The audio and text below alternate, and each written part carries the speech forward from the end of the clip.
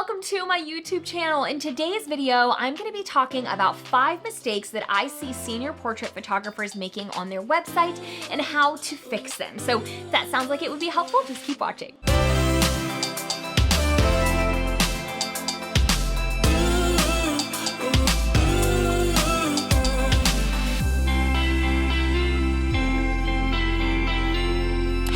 My name is Hope, and this YouTube channel is where I share education for photographers as well as a peek into my life living in the Low Country. I have been a senior portrait photographer for over 10 years now, which is kind of crazy to think. And I currently live in Savannah, Georgia with my husband, our doodle, and our 2 cats. And I also serve Charleston, South Carolina senior portraits. And what I want to talk about today is something that I see a lot of photographers struggling with, which is their website. After 10 years in the senior portrait world, I know a little bit about what catches the eye of my senior clients in terms of website and mistakes that I see some photographers making that are costing them a lot of inquiries and a lot of clientele. So I'm going to talk about 5 of those things today, but before I do, I wanted to tell you about a free gift that I have for you down in the description below.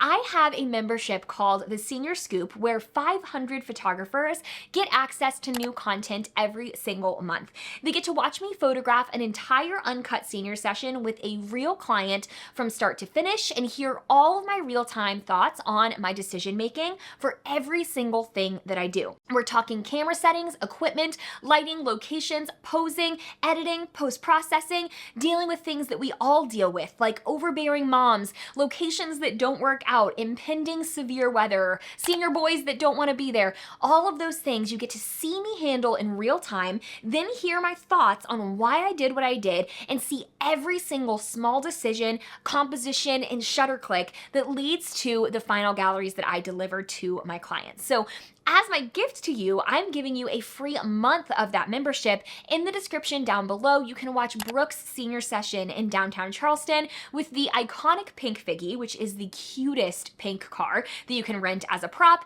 and you'll get to see everything that I do at that shoot to create beautiful images. So if you want to get access to that for free, the link is in the description down below. But let's go ahead and cut to talking about the 5 senior portrait mistakes that you're making on your website. Number 1, the first mistake that I see a ton of business owners making, whether you're a photographer or not, or whether you photograph seniors or not, is something that I can't believe people are still doing, and that is that you're forgetting to put your geographic location above the fold on your website.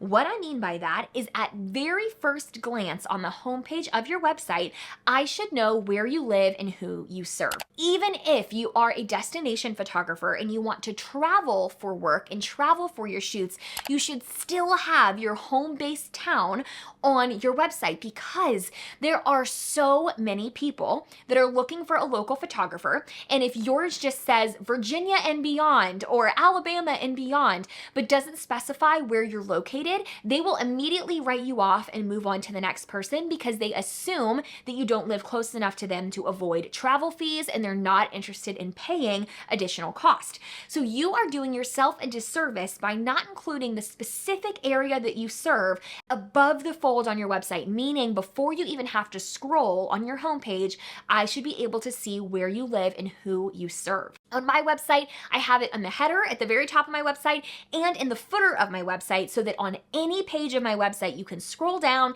and see where I'm located. You would be shocked how many people might be writing you off as an option as their photographer just because they think that you don't live near them, even though you might. But you might be trying to market yourself as a destination photographer, but you could be doing yourself a disservice by not also mentioning where you live. So number 1, make sure your location is above the fold on the homepage of your website. Number 2, another huge mistake I see photographers making in any niche or any specialty is that you are not being picky enough with the portfolio work that you display on your website. Hear me out about this. The portfolio on your website, especially your homepage and the images that you display as the first impression for your potential customers, should be the best of the best of the best work that you have created. If there is an image there that is not consistent with the rest of your work, that is a repeat of the same client. If you're new and you're brand new and only have a few shoots to highlight, that's a little different, but it shouldn't be a repeat. It shouldn't be a styled shoot. It should be consistently stellar images that show a diverse range of clients and customers, meaning it should be multiple locations, it should be multiple skin tones, it should be all different displays of your best of the best work. I see a lot of photographers that put one session on their homepage with multiple images from the same shoot, but that's not really showing that your images are consistent throughout multiple sessions. And that's not really displaying that you have a volume of portfolio or a volume of experience under your belt. I want those images to be the best of the best of the best. And it also shouldn't be a ton of images. I don't want to have to scroll through 100 photos on your homepage. I would love for there to be 10 to 15 of the best images on the homepage of your website. Be super, super, super picky about that. And number 3 is to consider niching down or only highlighting the things that you want to photograph more of. And this could be an entire video. It could really be an entire course on its own. But I see a lot of photographers that are newer to photography, like 1 to 3 years in, and they're still in the season of photographing anything and everything that comes their way.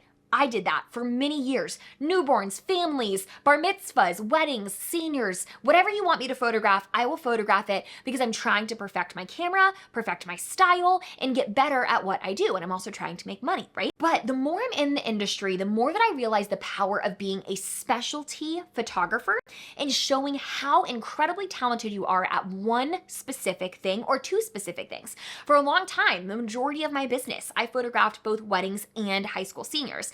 Now I only photograph seniors, but try to niche down what it is that you offer so that you don't overwhelm your customers when they land on your website. If I land on your homepage and I see a newborn and then a 40th birthday party and then an engagement session and then 2 best friends and then a family and then a toddler, I don't know what it is that you do, and if I'm going to pay a luxury price, I want to know that you are going to be able to serve my specific needs really, really well. It all comes back to that saying of being a jack of all trades, master of none. I don't always believe that to be true. Again, I absolutely believe that you can specialize in more than one thing, but I think more than anything, I want to give photographers permission to lean into the work that they enjoy the most. If you really enjoy photographing seniors, families, and weddings, create a website that highlights those 3 specialties.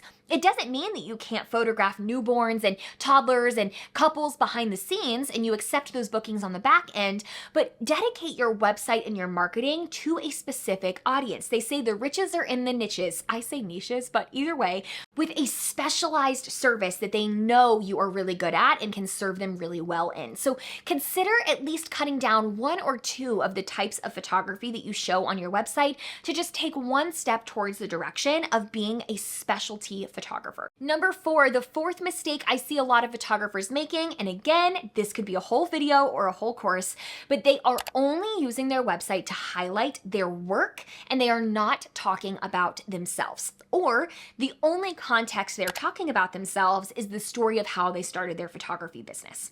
Hear me out.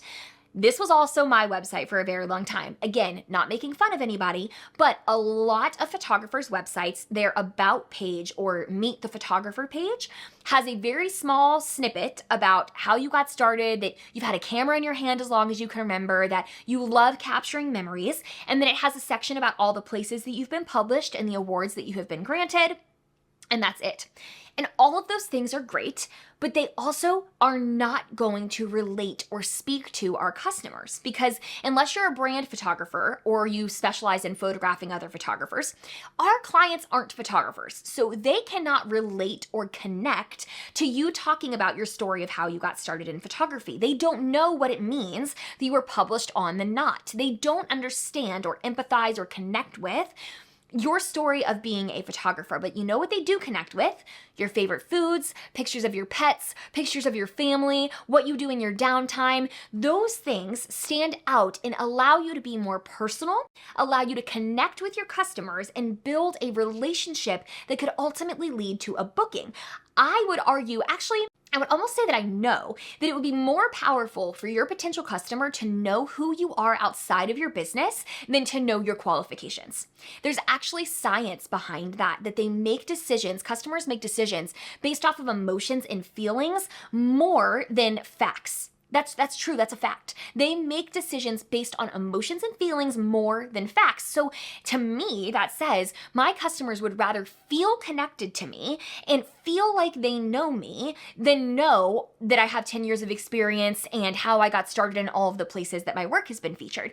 That will lead to bookings, I would say 9 times out of 10, more often than a list of the places that you have been published. Try to share a little bit about who you are and create space for personal connection on your website. There's lots of examples of this on my website. I have a timeline about my business, but it's more of a personal timeline. I talk about my favorite things. I introduce my husband. I share about our pets.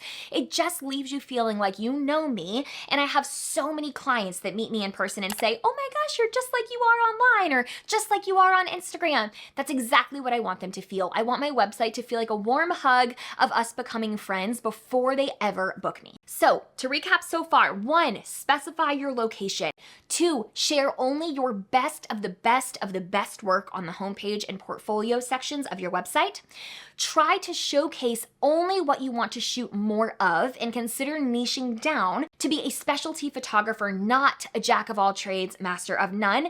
4 is to consider marketing personally and allowing your customers to connect with you on a deeper level. The 5th mistake photographers make on their website is that they make their contact form too hard to find or too involved to fill out. I really believe in the power of being simple. I believe in working smarter, not harder, across the board, but I also believe that with how fast moving the digital marketing world is these days, with things like TikTok and Reels, people do not want to have to take any extra steps or do any extra work than they have to. If they can't find your contact page, or it asks 50 questions, or there's a broken link on your website, all of a sudden I'm just exiting out. I'm not even going to put the extra effort in because you've made it too difficult for me to give you my money. I'm trying to reach out to you to inquire, and you've made that process difficult for me. I always have a contact button available no matter where you are on my website. You'll find one at the bottom of each pricing page, you'll find it in the menu, you'll find it in the footer, and there will always be an easily accessible place to reach out to me directly. The second bonus kind of part of this is that you don't add an element of urgency to your contact form. Not only is my contact form easy to find and easy to fill out, it has super simplified questions and very short. There's a paragraph that says that I typically book senior sessions multiple months in advance, and that I recommend booking by X date or X months in advance in order to ensure that you have a spot. Now all of a sudden, I've made it really easy for them to email me, but I've also let them know that they should do it quickly. They should do it soon, or they might not have a date. And that's also true, but I really want to add a sense of urgency and scarcity to make my work that much more desirable. Now, not only are they going to email me, but they're going to be checking for my response back to be sure that they get a date, because I've let them know that they're sparse. There's not a lot of them available. So make it easy to find your contact form, easy to fill it out, and add a sense of urgency or scarcity to make your work that much more desirable. So I hope those 5 mistakes that I see photographers making on their website were helpful. I've also done multiple videos about website critiques and specific things that I think photographers should have on their website, including a tour of my own. So make sure you head over to my channel to watch some of those if you're in the process of building a website and want a little bit more insight on that. As a reminder, there's a free gift in the description for you to watch a full senior session in downtown Charleston, so snag that at the link below. I'd also be so grateful to have you subscribe. I post new videos every single week, and I will see you next time. Bye!